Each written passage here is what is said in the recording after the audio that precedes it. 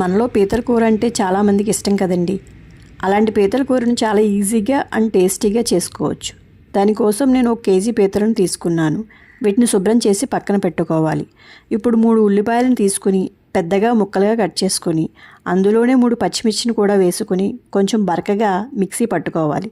తర్వాత మసాలా కోసం కొంచెం అల్లం, వెల్లుల్లి రెబ్బలు, లవంగాలు, దాల్చిన చెక్క, జీలకర్ర, 3 టేబుల్ స్పూన్ల ధనియాలు వేసి మెత్తగా మిక్సీ పట్టుకోవాలి.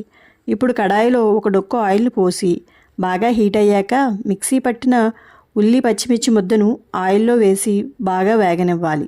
తర్వాత పీతలను కూడా వేసుకుని వెంటనే మసాలా ముద్దను కూడా వేసుకుని 5 నిమిషాలు మగ్గనివ్వాలి. ఇలా మగ్గిన తర్వాత 3 టేబుల్ స్పూన్ల కారం, 2 స్పూన్ల ఉప్పు వేసుకుని 5 నిమిషాలు మగ్గనివ్వాలి. పీతల కూరకి కొంచెం కారం తక్కువగానే పడుతుందండి. ఇలా మగ్గిన తర్వాత 1 గ్లాస్ వాటర్ని పోసుకుని 20 నిమిషాలు ఉడకనివ్వాలి.